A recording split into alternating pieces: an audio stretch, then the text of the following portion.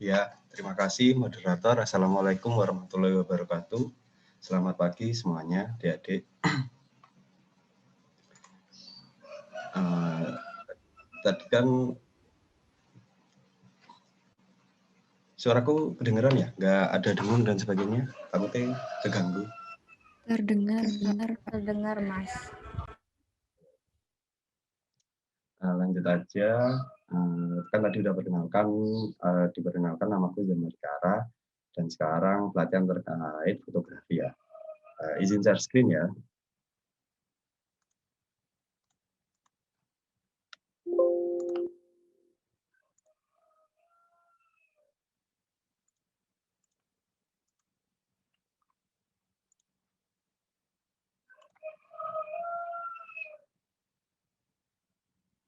Udah kelihatan materinya? Sudah, Mas. Sebelumnya aku ingin tahu pesertanya ini ada berapa? 1, 2, 3, 4, 5 ya? Ada 8, Mas. 8. Oke, langsung aja aku mulai. Pertama, fotografi. Di sini aku nggak terkait basic-basicnya, kalian kan bisa pelajari di YouTube ya. Jadi aku nggak terlalu banyak bilang soal basicnya aja sih. Jadi aku lebih menekankan makna fotografi itu sendiri, versiku gitu. Oke, lanjut fotografi. Mungkin dari adik-adik dulu deh. Dari teman-teman lingkar, entah itu panitia atau peserta, yang dimaksud fotografi itu sendiri menurut kalian itu apa? Dari pesertanya mungkin.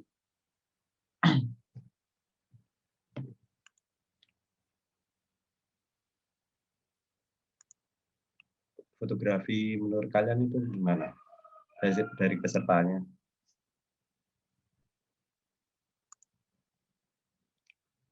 Santai aja jawabnya, nggak perlu detail-detail dan sebagainya. Menurut kalian sendiri, menurut kalian, pandangan kalian sendiri, fotografi itu bagaimana?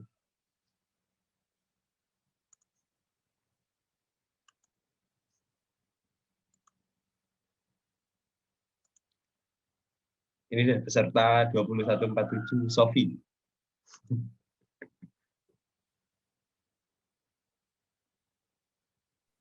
Mohon maaf, izin off cam ya Kak, soalnya jaringannya kurang stabil. Oh ya. Menurut saya fotografi itu merupakan seni dari dalam diri gitu. Soalnya tidak semua orang itu bisa gitu Kak. Oh gitu. Terus? Ya. Sudah Kak. Oh sudah. Ya. Yang lain, mungkin dari kalian ada yang sebelumnya udah senang fotografi, foto-foto, atau bagaimana?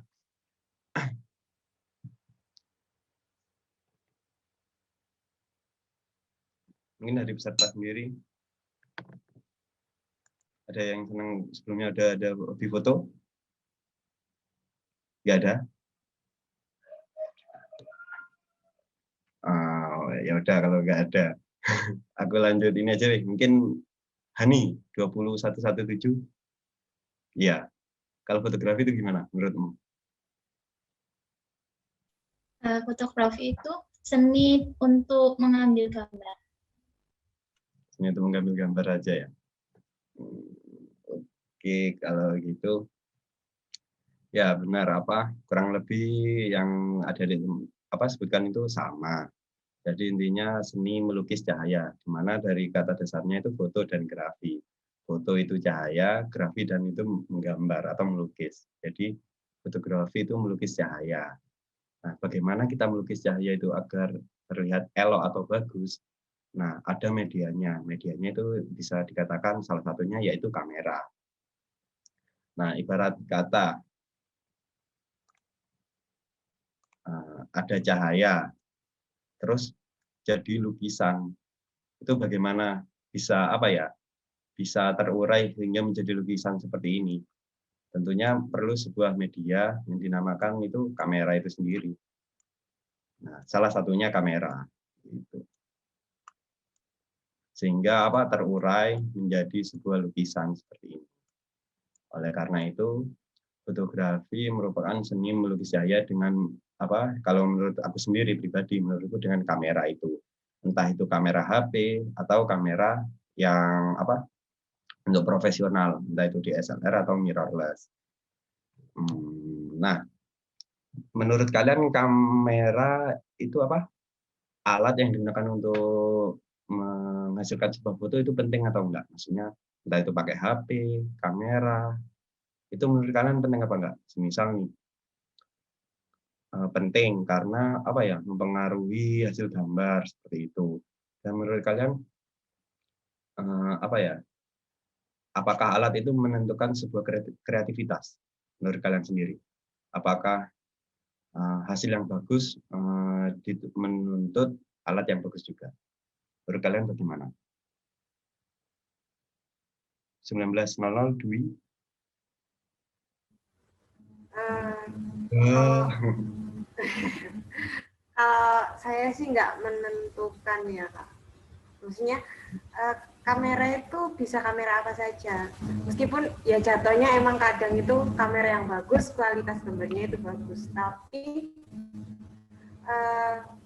kalau dari segi seni tergantung dari bagaimana kreativitas kamu, bagaimana teknik kamu sebagai seorang fotografer sejati untuk menghasilkan suatu karya yang bernilai gitu. Oh, jadi menurutmu nggak tergantung dari alat yang digunakan ya? Maksudnya kayak gitu. Iya. Mungkin ada pandangan lain? Aku kurang setuju gitu. Soalnya kan kamera menentukan hasil yang didapat. Semakin bagus alatnya, maka gambarnya semakin bagus. Mungkin ada yang berpendapat seperti itu?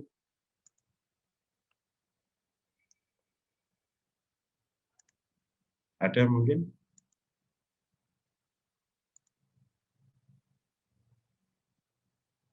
Nah, 19.144. Siapa yang namanya? Nggak kelihatan.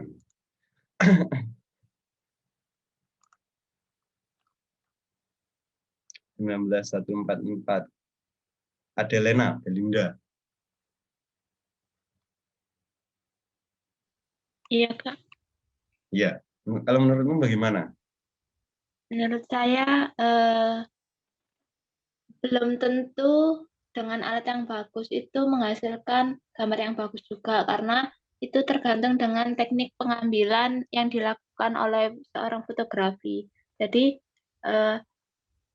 alat yang digunakan itu memang menunjang menghasilkan gambar yang bagus, tapi jika tidak disertai dengan teknik pengambilannya bagus, itu hasilnya juga nggak akan bagus kayak gitu. Oke. Lanjut. Keren. Selanjutnya mungkin ini, aku mungkin mendengar dari Dwi Cahyani, 19.009. Sudah lagi yang pertama.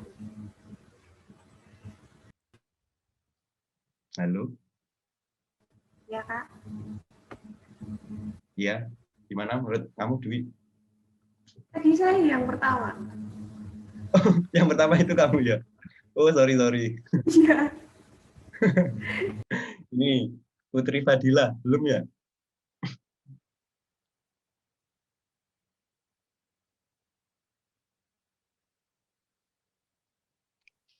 Iya, Putri Fadila?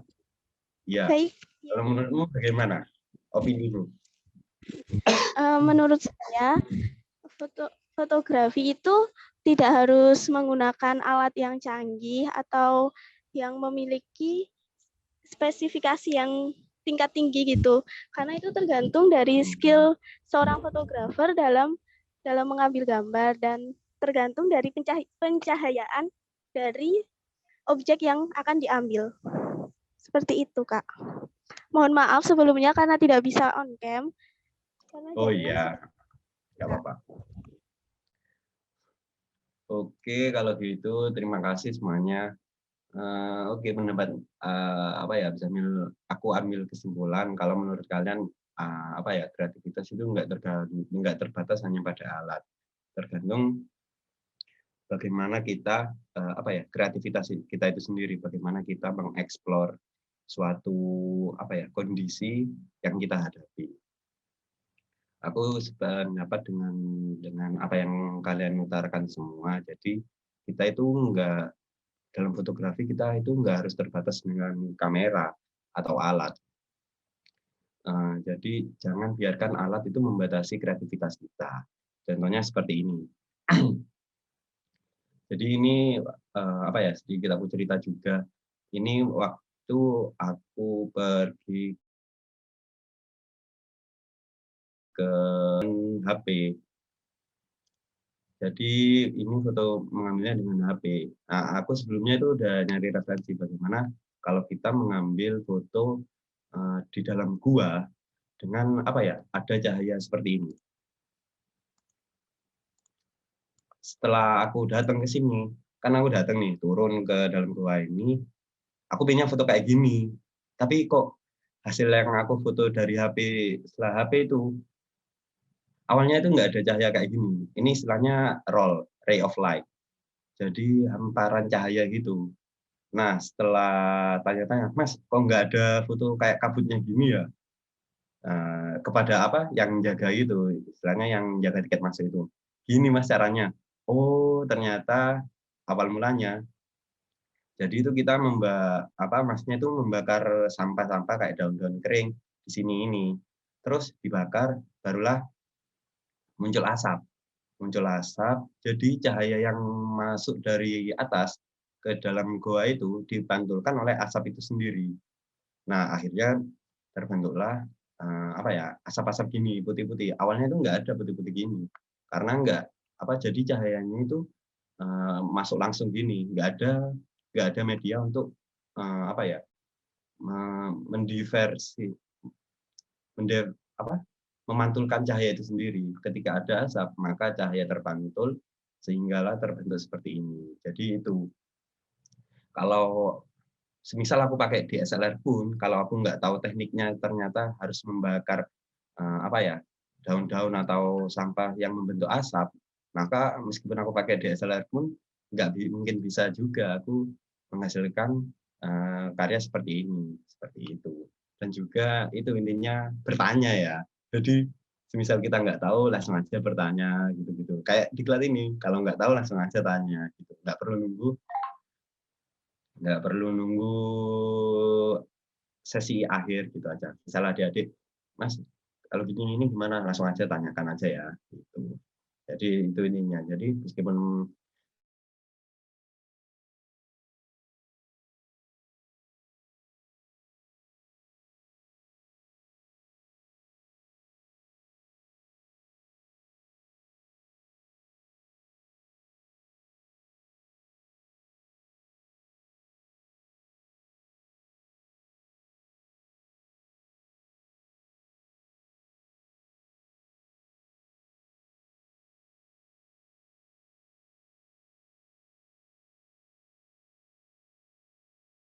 nggak ada,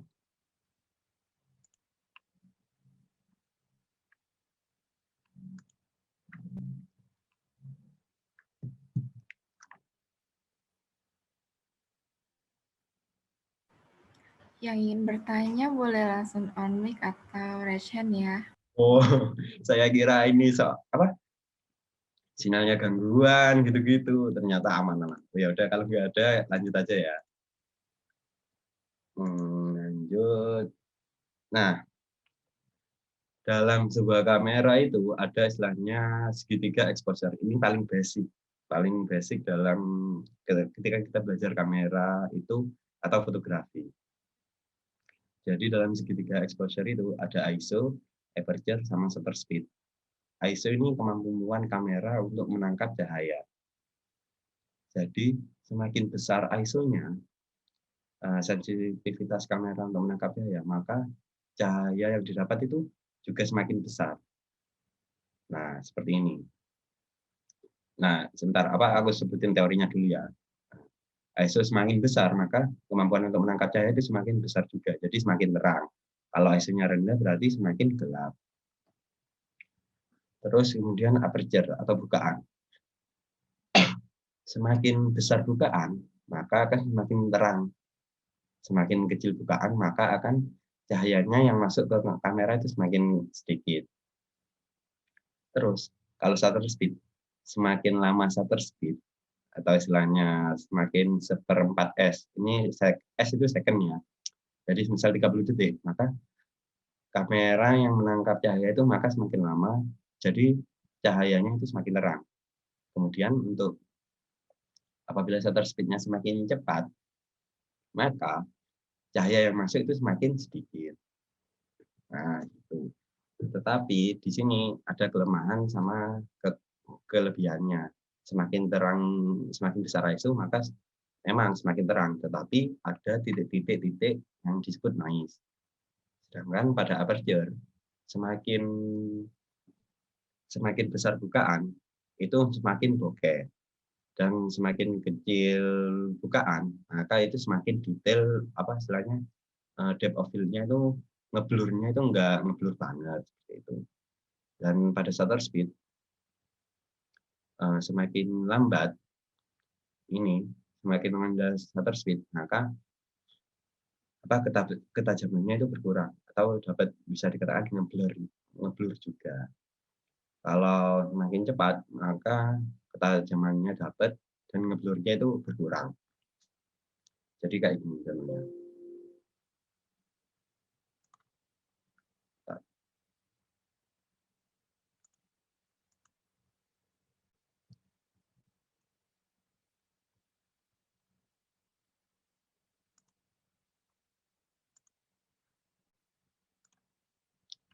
Udah kelihatan foto, salah satu foto.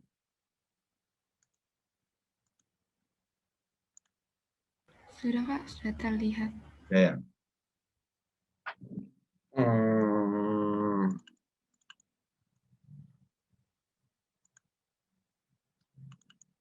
Nah, ini yang aku sebut tadi itu semakin besar ISO, maka apa namanya, cahaya yang masuk itu juga semakin besar, tetapi banyak noise-nya. Nah, ini contoh noise-nya. Noise ini titik-titik kelihatan nggak? Lihat. Kelihatan ya? Ya udah. Nah, jadi kayak gini. Semakin banyak ISO, tapi noise-nya juga makin banyak. Tetapi cahayanya yang masuk itu juga semakin banyak. Cahaya yang masuk sih. Sensor kamera yang menangkap cahaya itu semakin besar, jadi semakin terang. Tetapi kelemahannya banyak noise. Gitu. Kemudian ini. Setelah noise,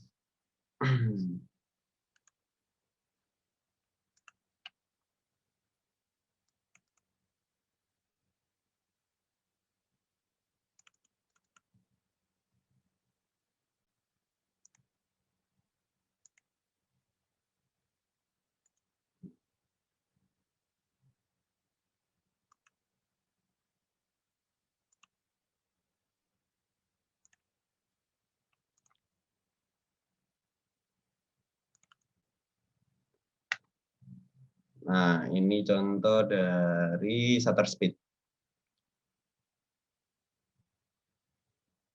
Nah, ini merupakan contoh shutter speed yang bagaimana? Belum paham? Ada yang mau jawab?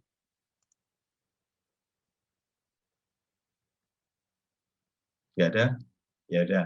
Jadi intinya ini shutter speed yang apa ya? Yang lambat. Jadi ketika shutter speed lambat, maka gambar yang dihasilkan itu ngeblur seperti ini.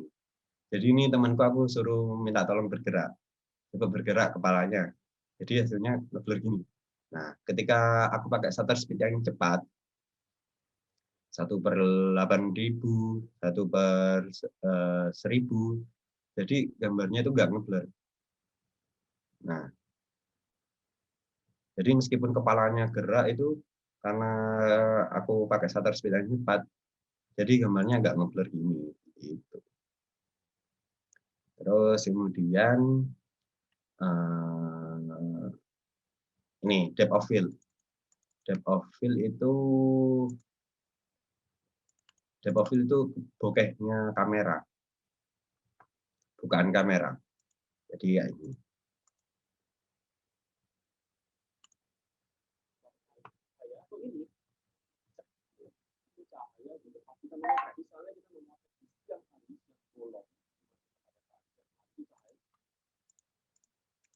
Kita cari ya depth of field.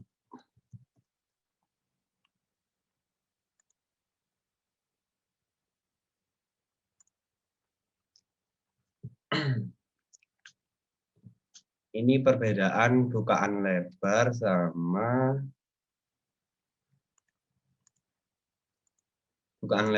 bukaan yang kecil. Ini bukaan lebar. Jadi depth of field itu istilahnya bokeh. Jadi fokusnya itu di wajah kayak gitu, fokusnya ditentukan. Sedangkan, nah, ketika kita menggunakan bukaan lebar, maka cahaya yang masuk itu semakin banyak seperti itu. Ketika kita pakai bukaan yang kecil, maka cahaya yang masuk itu sedikit, tetapi kelebihannya itu jadi fokusnya itu semua di ranting-ranting fokus, di sini bagus. Sedangkan ketika kita menggunakan bukaan lebar, maka fokusnya itu terbatas jarak pandangnya seperti itu. Nah, kembali ke materi, mungkin dari sini apa ya? Ada yang kalian tanyakan terkait segitiga exposure? Karena aku ya bingung juga ini, seharusnya kita praktek gitu. Mungkin sampai sini ada yang mau ditanyain?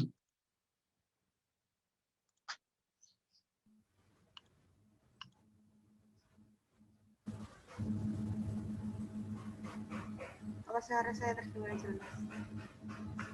Apa? Apa suara saya terdengar jelas?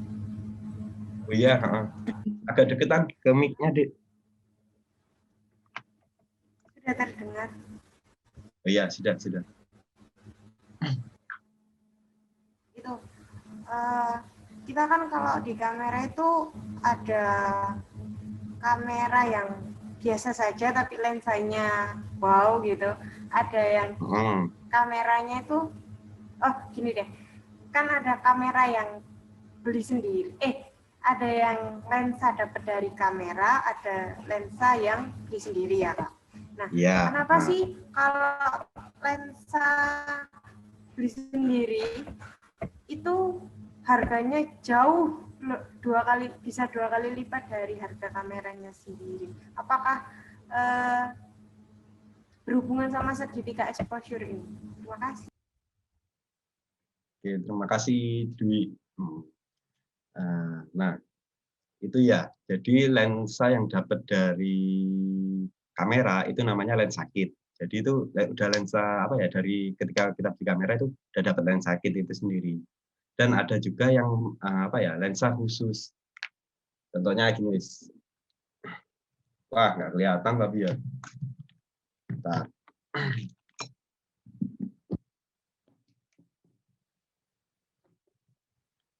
Nah, ini ada dua lensa. Kelihatan nggak?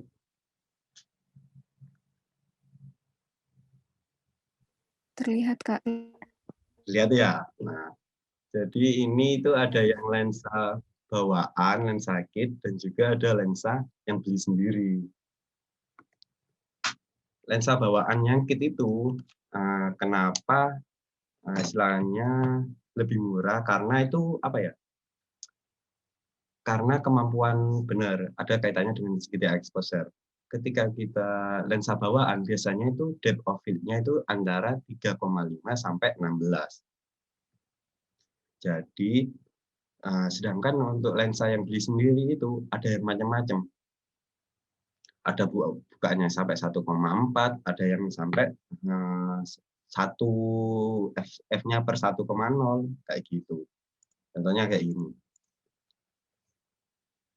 Contohnya sederhananya 50 mm f1,8. Kelihatan nggak layarku? Terlihat.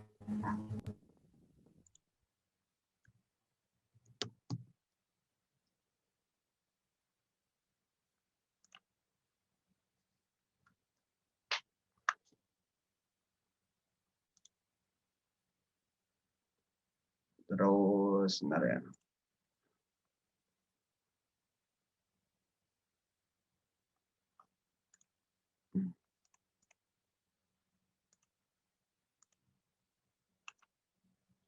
Sony f3,5 sampai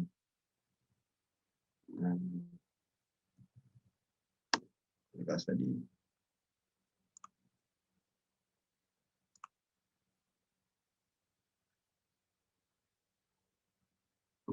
Sony lensa kit, bentar ya.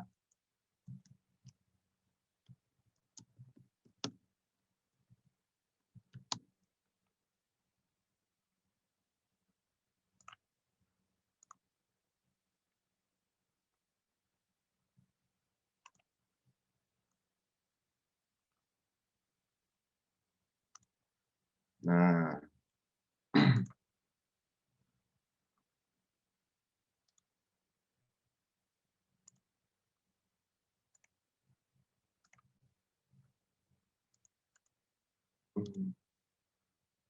wah kacau.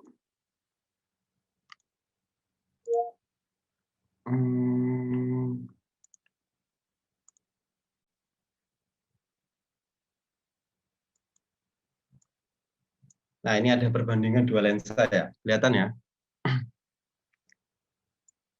Jadi di sini ini ada lensa FE 1,8/50 dan ini E 3,5 sampai 5,6. Ini 1650. Nah, ini yang disebut kata duitnya itu lensa yang bawaan dari kamera. Nah, itu lensa kit. Jadi ketika kita beli itu, semisal beli di gerai resmi gitu. Nah, biasanya ada yang langsung dapat lensa kit dan lensa ini. Untuk harga lensa ini sih sekitar 2 komaan. Istilahnya, kenapa harga yang didapat itu biasanya lebih mahal atau 2 kali lipat atau bahkan 3 kali lipat? Karena dari kemampuan lensa itu sendiri. Ini kan bukaannya itu f3,5 sampai 5,6, sedangkan ini f1,8. Nah, bukaannya itu semakin lebar bukaan, maka cahaya yang didapat dari depth of field itu kan semakin banyak. Nah, semakin banyak itu semakin banyak cahaya itu, maka kan semakin enak ketika kita mengoperasikan kamera. Kita nggak perlu butuh lighting, nggak perlu light tambahan dan sebagainya. Ketika kita pakai f3,5, maka kan ketika pakai f3,5, maka cahaya yang masuk itu kan nggak sebanyak f1,8 seperti itu. Sederhananya ya. Kemudian keunggulan dari lensa yang kita beli sendiri biasanya itu ketajamannya. Jadi semisal ketika kita meskipun pakai f1,8, gambar yang dihasilkan itu tajam. Jadi semuanya itu kena, dapat ngeblur daripada kita dapat dari lensa bawaan ini, ketajamannya itu kurang. Contohnya ini. Ituin 1,8 versus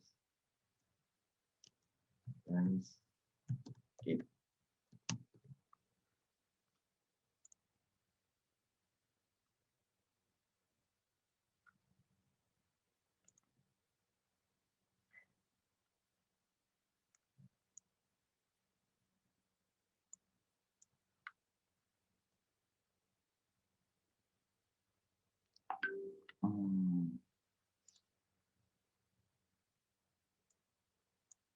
Nah, ini kelihatan nggak gambarnya? Nah, ketika kita pakai lensa kit, maka ketika kita zoom, di sini itu nggak ketajamannya itu kurang. Jadi di sini itu masih ngeblur. Dan biasanya ketika kita beli lensa sendiri, maka ketajamannya itu dapat. Ininya itu detail-detailnya itu dapat. Kayak gini-gininya itu seharusnya dapat ketika kita lensa beli sendiri. Seperti itu.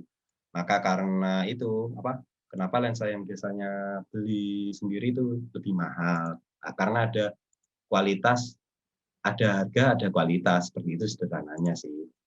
Itu.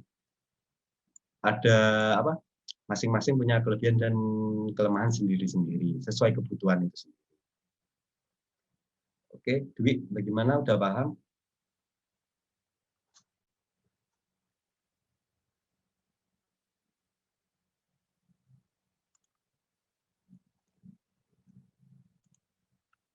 Dwi atau Cahyani panggilannya? Udah paham belum?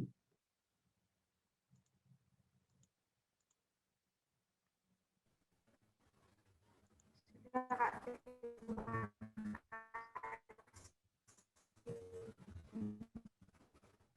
Iya gimana? Sorry nge-lag. Nggak kedengaran.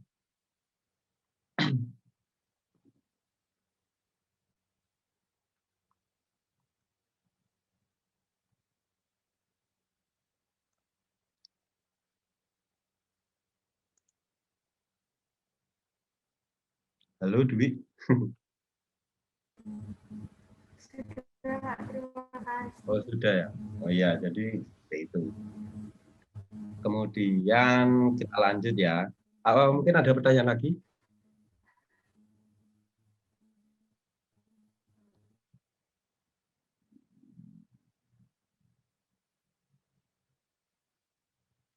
Kalau tidak ada, kita lanjut. Nah, ketika kita sudah belajar basic, maka step selanjutnya menurut aku yang perlu kita lakukan ke dalam belajar fotografi, bagaimana kita menciptakan gambar yang bagus. Maksudnya gambar yang menarik seperti itu. Nah, dalam menciptakan gambar yang bagus, ada beberapa hal yang perlu diperhatikan. Yang pertama yaitu komposisi dan juga cahaya itu sendiri. Cahaya, oke, kita udah belajar cahaya, bagaimana menempatkan membuat gambar itu tidak terlalu gelap atau tidak terlalu terang juga, seperti itu kalau di aku ya, sehingga cahayanya pas seperti itu. Kemudian gini deh, menurut kalian gambar yang bagus itu gambar yang kayak gimana?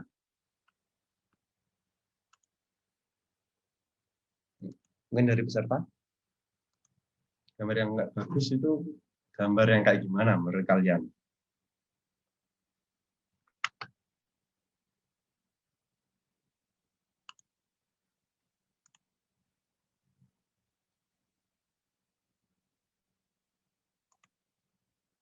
Ayo, siapa yang jawab?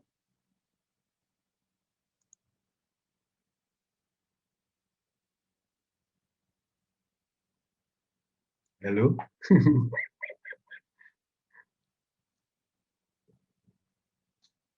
Mungkin, ayo siapa yang jawab?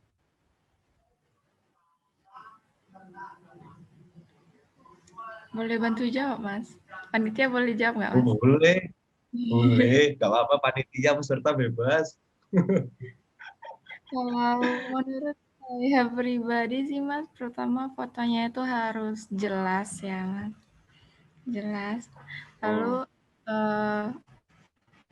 ketajamannya itu pas, karena saya sering kali nemu foto tuh yang kayak terlalu tajam gitu, Mas. Jadi nggak bagus gitu hasilnya. Lalu kontras warnanya juga bagus. Itu aja sih, Mas. Terima kasih Sandra. Yang lain mungkin satu lagi.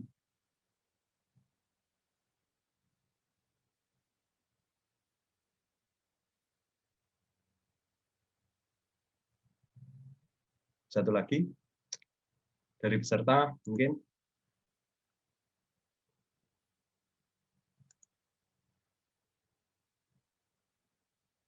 Erviana.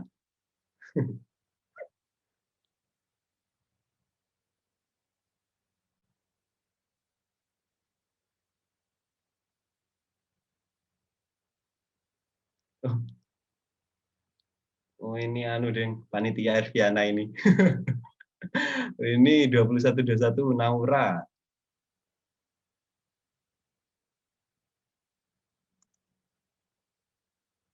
Ya, Naura.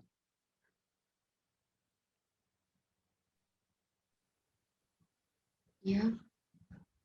Ya. Menurutmu bagaimana? Mohon maaf Pak, bisa diulangi pertanyaannya? Iya. Jadi menurutmu gambar yang bagus itu kayak gimana sih? Foto yang bagus? Kalau menurut saya itu gambar yang bagus tuh kalau pas aja gitu, kayak punya ada cerita di baliknya gitu loh. Kayak punya makna makna gitu. Oh, ya, ya. Oke, ada lagi Naura? Udah ya? Sudah, Kak. Oke, makasih. Ya, jadi seperti yang dibilang Naura sama Sandra kayak tadi itu. Jadi bagaimana cahayanya pas, kontras warnanya pas, gambarnya jelas, dan ada cerita di balik foto itu semua apa ya? Itu kalian udah paham terkait fotografi itu sendiri, bagaimana menciptakan gambar yang bagus seperti itu. Nah, di sini aku cuma menjelaskan sederhananya saja ya. Jadi semua itu yang kalian sebutkan itu terkait komposisi. Entah itu komposisi warna, komposisi letak atau posisi, kemudian komposisi dari segi sudut pandang. Sudut pandang di sini bagaimana fotografer itu menceritakan sebuah foto seperti itu sendiri. Jadi kayak yang tadi Naura sebutkan, cerita. Jadi ada point of interest.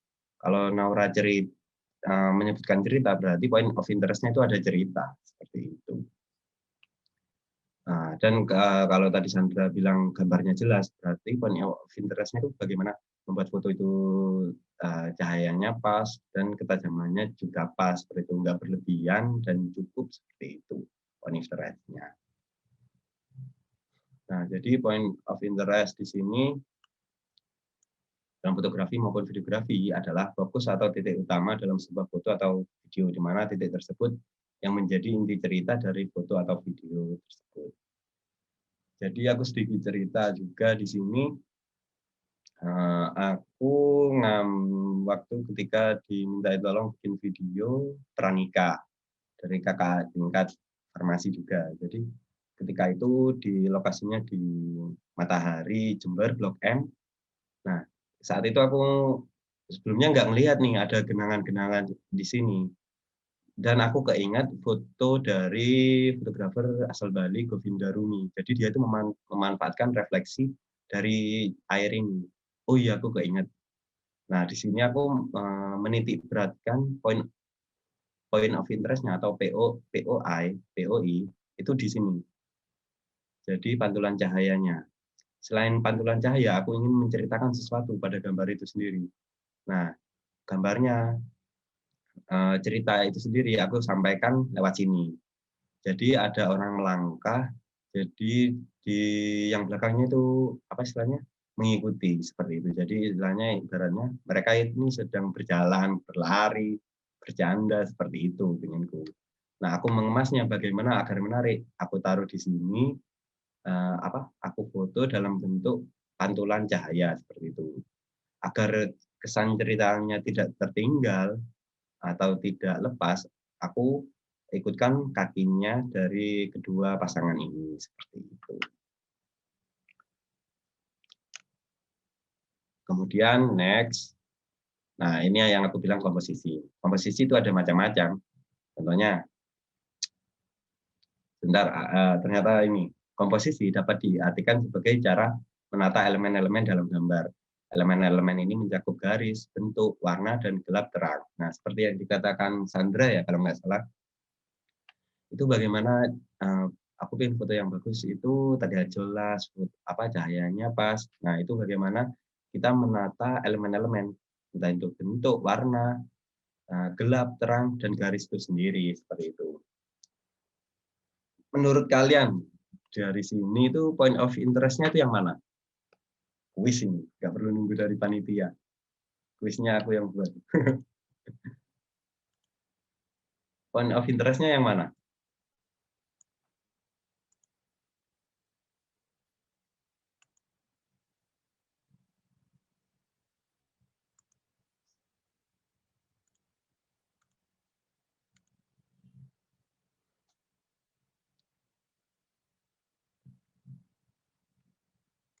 Langsung jawab aja gitu, nggak aku dalam fotografi itu nggak ada benar yang salah, semua tergantung selera seperti itu. Jadi jawab aja, nanti yang jawab dapat door prize.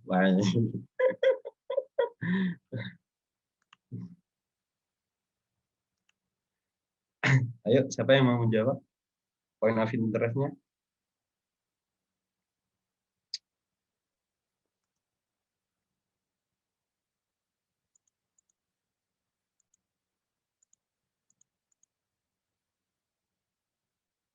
Ada yang mau menjawab?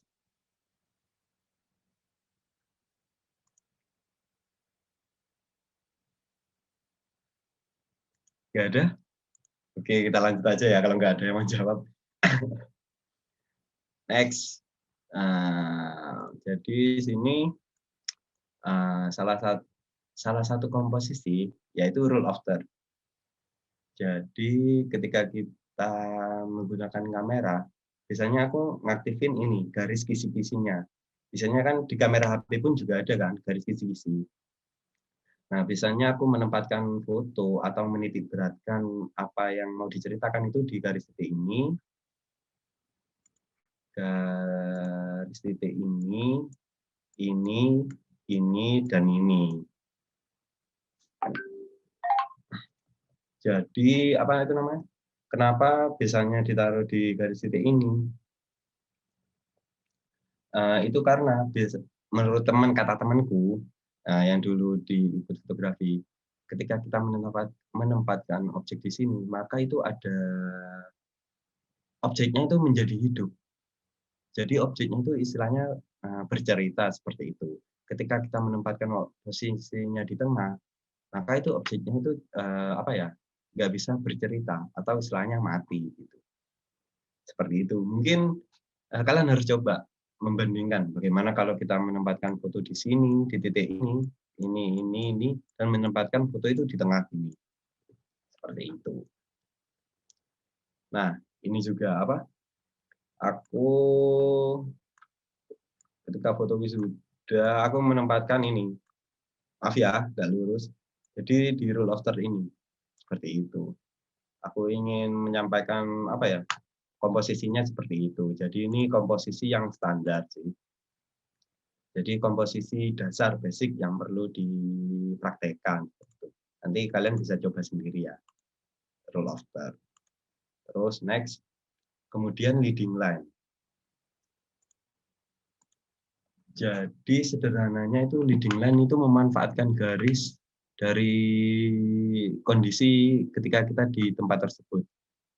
Leading line-nya itu yang ini. Nah, jadi memanfaatkan garis seperti ini. Ini juga sini ke tengah.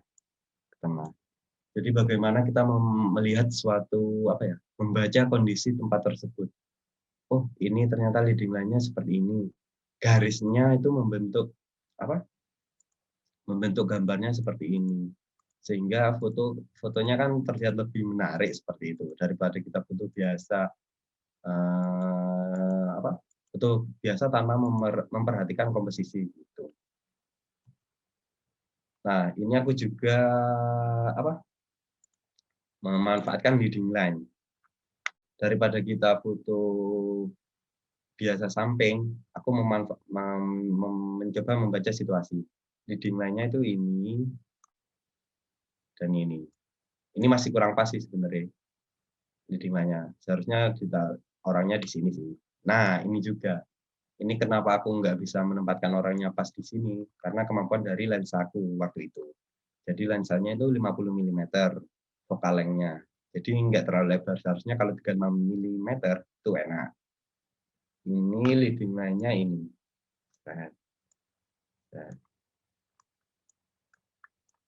Ini di depan lab kimia.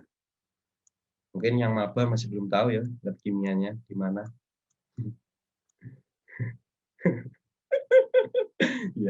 ya dinikmati ya praktikum online-nya. Nah, jadi ini aku memanfaatkan seperti ini. Kan bosen kan foto di tulisan farmasi, fakultas farmasi gitu. Aku orangnya kan bosenan, anti mainstream gitu juga. Jadi bagaimana menciptakan foto di fakultas yang enggak biasa seperti itu. Memanfaatkan komposisi leading line. Terus next, ini contoh lagi leading line. Bagaimana dia menempatkan garis-garis seperti ini. Ini dari Instagramnya Ayatullah Al-Arbafan. Jadi momennya keren juga. Ini ibaratnya apa? Orang dengan berbaris, sholat, dengan berjarak, malah membentuk leading line yang rapi dan apa ya, tertata bagus gitu.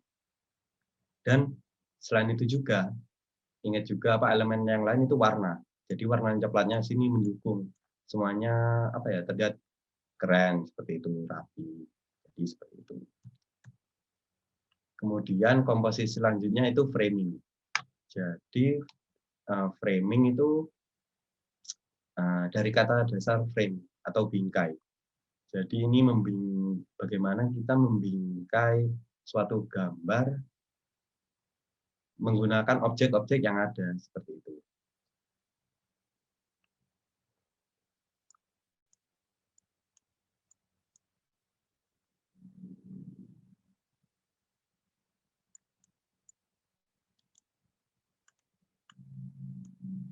Aku ingin nanya, nanti deh. Jadi semisal ini objek kan, nah huruf ini di titik A, B, C ini ibaratnya itu frame-nya, bingkainya. Ibarat kita foto terus dicetak, kan pasti kita tempel di dinding, ada bingkainya kan. Nah bingkainya itu seperti itu. Jadi ini aku menggunakan teknik framing, menggunakan bingkai seperti ini. Ini waktu itu di supermarket ada dus kotaan. Jadi aku mencoba membidik gambar dengan memanfaatkan kotaan itu sebagai bingkai. Nah, ini bingkainya di huruf A, B, dan C. Kemudian selanjutnya komposisi selanjutnya itu depth of field. Depth of field itu memanfaatkan itu apa? Ngeblur, blur lah istilahnya. Nah, ini aku menggunakan lensa 50 mm f1,8. Jadi blurnya itu aku sengaja ngeblurin, jadi aku pakai bukaan lebar 1,8. Jadi seperti yang kita sebutkan tadi, semakin lebar bukaan, maka cahaya yang masuk semakin besar, tetapi jarak fokus atau jarak ketajamannya, kejelasannya itu semakin rendah. Nah, fokusnya kan di sini doang nih. Tulisan apoteker, terus ini apa? Garis-garis tangan, ini kan fokusnya tapi rendah. Enggak sampai belakang mata dari Mbak ini seperti itu. Jadi Mbak ini ngeblur, itu yang dinamakan depth of field. Semisal aku pakai bukaan semisal 5 gitu. Maka ini kemungkinan wajah dari kakak ini itu apa itu namanya? Jelas seperti itu, enggak ngeblur. Nah, kemudian komposisi lain yaitu momentum dan rasa seperti yang Naura sampaikan tadi itu sendiri. Jadi bagaimana menceritakan gambar, menceritakan suasana kondisi saat itu. Jadi ini kan lagi ada suatu upacara adat Jawa. Tetapi ada suami yang nggak bisa datang karena bertugas. Karena dia bertugas itu dia melakukan video call dan bagaimana dia happy, senang melihat istrinya itu melihat istrinya upacara adat Jawa. Kalau ini waktu acara mitoni. Suaminya itu bertugas, dilihat dari mana? Dari bajunya ini. Bajunya. Ini ibaratnya kan ceritanya itu LDR. LDR dari mana? Dari video call ini. Seperti itu. Ini salah satu contohnya. Ini aku pakai framing, memanfaatkan dua orang seperti ini. Ini ada bapak-bapak emosional karena anaknya menikah seperti itu. Ini juga foto yang viral ketika demo itu ya, pengumuman presiden KPU. Jadi ada bapak-bapak fit call sama anaknya, bagaimana momentumnya menceritakan suasana saat itu, ada bapak-bapak rindu anaknya seperti itu. Nah, sebelum masuk etika fotografi, mungkin dari kalian terkait komposisi ada yang mau ditanyain nggak?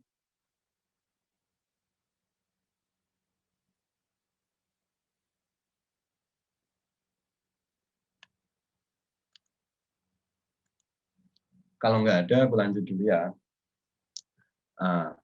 Dalam fotografi, perlu adanya etika itu sendiri. nggak hanya di fotografi aja, tapi di semua aspek atau bidang. Etika itu menjadi hal yang utama. Tetapi ada rules-rules yang bisa kita langgar. Yang dilanggar lah seperti itu. Ibaratnya ketika kita street fotografi. Ketika kita menghasilkan foto tanpa kita mendirect objek itu. Mendirect ini ibaratnya kita mengatur, Pak, coba ambil buahnya gitu. Dibandingkan dengan orang itu mengambil buah tanpa kita direct. Maka lebih natural yang tanpa direct itu sendiri. Nah, di fotografi, ketika kita mengambil gambar tanpa direct, itu maknanya itu lebih dapat. Naturalnya itu lebih dapat. Nggak palsu istilahnya. Nah, itu yang membuat gambar itu mahal. Dan itu yang juga membuat, kebanyakan foto-foto yang menang lomba foto itu ketika kita mengambil foto tanpa sadar. Jadi ketika kita street fotografi, ada momen tanpa kita mendirect dan kita menjepret, momen ini keren, maka itu biasanya yang menang seperti itu. Jadi spontanitas. Nah, ketika kita sudah mendapat foto itu sendiri dari Bapak itu sendiri, maka kita izin, Pak, ini boleh apa enggak saya pakai fotonya gitu-gitu. Nah, kan biasanya kan kita izin dulu, baru kita motret. Nah, dalam fotografi biasanya dalam street ada yang bilang gitu, kita foto dulu baru izin gitu agar momen naturalnya itu kita dapat. Nggak dibuat-buat fotonya seperti itu. Jadi ketika kita berfotografi, etika ini juga menjadi hal yang sangat penting, menjadi hal yang utama juga. Ketika kita datang ke tempat wisata, ketika kita ingin memfoto suatu pemandangan atau landscape fotografi, ketika datang ke tempat wisata tersebut, misal jangan turun ke sini, ya udah kita turuti aja. Nah, ketika kita dilarang jangan turun, kita harus memutar otak kita bagaimana membaca situasi itu tadi. Kita mengambil foto dari sudut pandang yang lain seperti itu. Dan ini sih pesan dari aku, kalau fotografi itu nggak ada yang salah atau benar. Semuanya bagus atau jeleknya foto itu tergantung selera seperti itu sendiri. Oke, terima kasih. Mungkin ada pertanyaan? Moderator, mungkin Mbak Moderator mau nanya, ini waktunya kurang berapa menit? 10.55, berarti 7 menit 5 menit. lagi. Iya, 7 menit lagi ya. Ya mungkin ada yang mau ditanyakan terkait fotografi dari materi atau hal-hal yang lain pun bisa.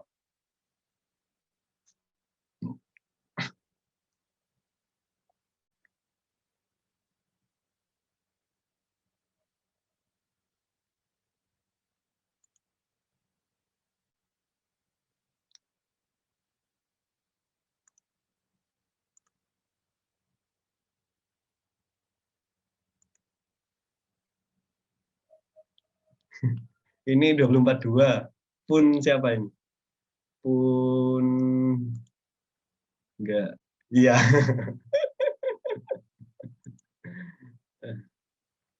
24/2. Pungki ya? Pungki Anissa.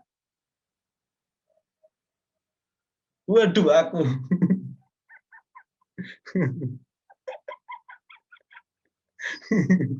Iya, Pungki ya. Aku deh yang nanya. Komposisi yang tadi dijelasin apa aja menurutmu? Jangan usah komposisi. Menurutmu gimana setelah dapat ini? Fotografi menurutmu bagaimana? Makna fotografi menurutmu?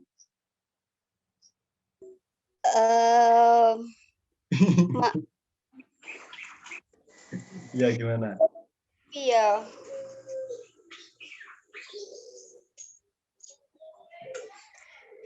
Maknanya itu arti dari fotografi sendiri apa gimana? Gak usah menurutmu deh.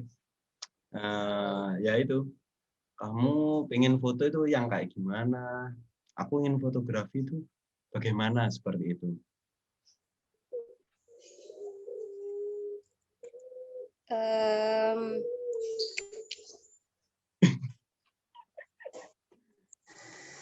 Bingung. Bingung, aduh, pegangan dulu.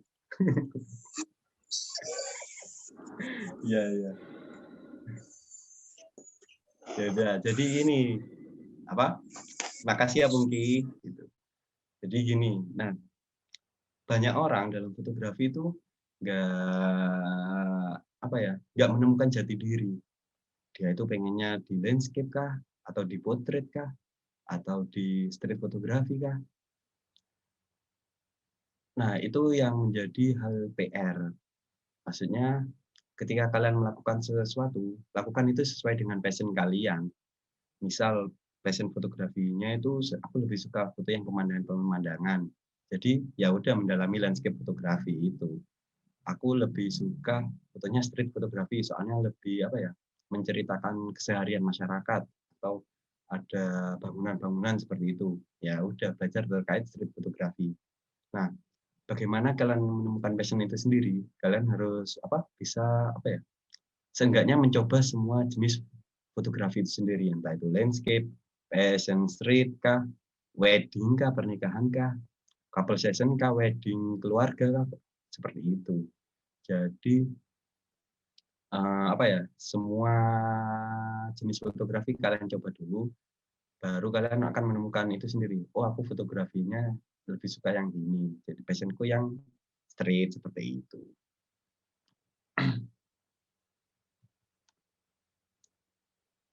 Oke, kayaknya waktunya udah habis ya? Belum?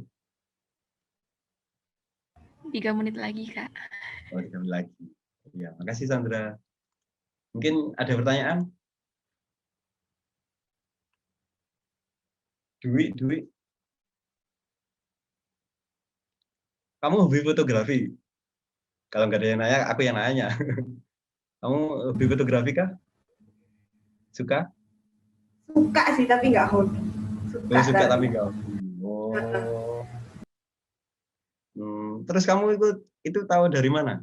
Lensa kit, lensa yang beli sendiri gitu, itu udah ngerti dari mana? Dulu waktu SMA ikut gabung kayak komunitas gitu sih, tapi udah lama nggak gabung lagi jadi nggak update. Oh, pengguna apa? Kamu yang mobile fotografi atau mirrorless atau DSLR fotografi? Nggak itu, maksudnya nggak terjun di fotografi, tapi satu komunitas itu ada yang hobi fotografi, jadi di situ banyak itunya, maksudnya banyak pengetahuan dari teman-teman yang hobi, tapi bukan fotografi ya. Jadi kedengeran lah ya, oh bahasnya fotografi gitu-gitu. Oh ya. Mungkin di sini ada yang hobi fotografi? Udah ikut komunitas mungkin?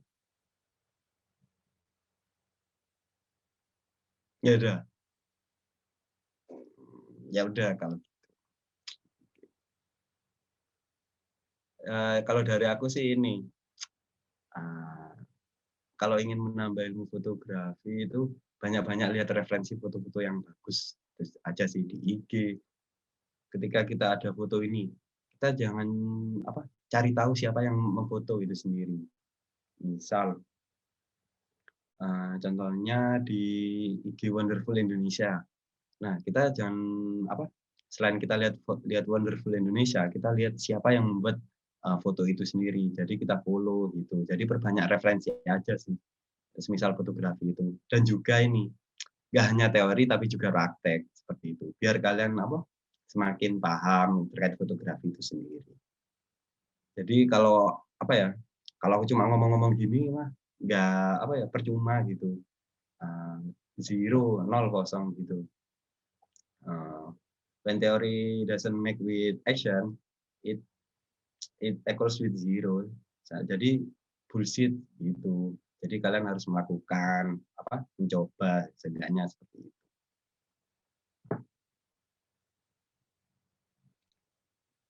Oke. Kayaknya tinggal 1 menit lagi ya. Ada pertanyaan?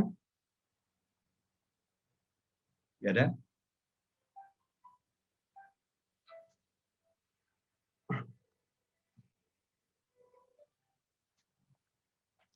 Oke, kalau nggak ada, aku kembalikan ke moderator ya. Oh iya, karena waktunya sudah habis, kita akhiri dulu untuk materi Oh iya, apa? fotografi. Sebentar, Sandra. Apa ya, kalau semisal sebelumnya aku mohon maaf kalau ada yang kurang jelas dan bagaimana, dan ada yang kata yang tidak mengenakan juga. Itu semua bercanda kok. Dan juga ini apa?